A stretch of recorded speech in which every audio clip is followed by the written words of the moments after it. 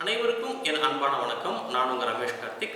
இந்த காணொலியில் நம்ம விவாதிக்க போகிற தலைப்பு இந்திய அரசியல் அமைப்பு சட்டத்தின் கீழ் வரக்கூடிய ஃபண்டமெண்டல் ரைட்ஸ் என்று சொல்லக்கூடிய அடிப்படை உரிமைகள் என்கிற பகுதியின் கீழ் வரக்கூடிய ரைட் எகெயின்ஸ்ட் எக்ஸ்ப்ளாய்டேஷன் என்கிற ஒரு விஷயத்தை பற்றி தான் நம்ம பார்க்க போகிறோம். ரைட் அகெயின்ஸ்ட் எக்ஸ்ப்ளாய்டேஷன் என்பது மனிதர்களுடைய உழைப்பை சுரண்டுதலுக்கு எதிரான ஒரு உரிமையை கொடுக்கக்கூடியது தான் இந்த article 23 and 24 of right against exploitation. இது ரொம்ப ரொம்ப முக்கியமான ஒரு ஆர்டிகிள். இதில் ரைட் அகெயின்ஸ்ட் எக்ஸ்ப்ளாய்டேஷனில் ஆர்டிகிள் 23 பற்றி நம்ம கடந்த வீடியோவில் தெளிவாக பார்த்துருந்தோம். இந்த வீடியோவில் ஆர்டிகிள் 24 பற்றி தெளிவாக பார்க்க போகிறோம். நமக்கு நல்லா தெரியும், உழைப்பை சுரண்டுதலுக்கு எதிரான நம்முடைய உரிமைகளை பற்றி பேசுவது தான் ரைட் அகெயின்ஸ்ட் எக்ஸ்ப்ளாய்டேஷன் ஆர்டிகிள் 23 24.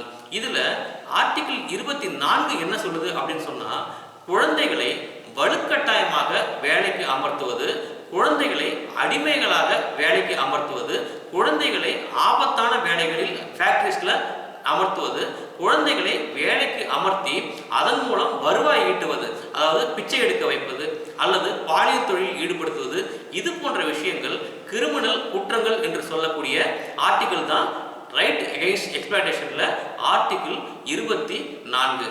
இது குழந்தைகள் கட்டாயம் பள்ளிக்கு செல்ல வேண்டும் என்கிற விஷயத்தையும் வலியுறுத்துது. குழந்தைகளுடைய பாதுகாப்பு மற்றும் பராமரிப்பும் அவசியம் என்பதையும் வலியுறுத்துது. குழந்தைகள் ஆபத்தான வேலைகளில் அமர்த்தப்பட்டுவிடக் கூடாது, அவர்களுக்கு பாதுகாப்பு முக்கியம் என்பதையும் இந்த சட்டங்கள் வலியுறுத்துது.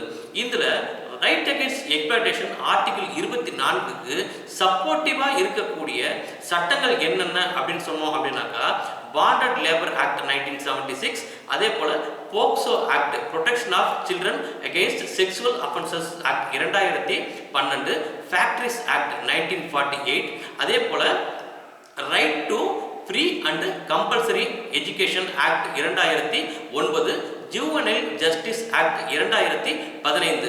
இந்த சட்டங்கள் எல்லாமே இந்த ஆர்டிகிள் 24 என்று சொல்லக்கூடிய ரைட் எகெயின்ஸ்ட் எக்ஸ்ப்ளாய்டேஷன் என்று சொல்லக்கூடிய அந்த அடிப்படை உரிமைகளுக்கு பாதுகாப்பாக இருக்கக்கூடிய சட்டங்கள்.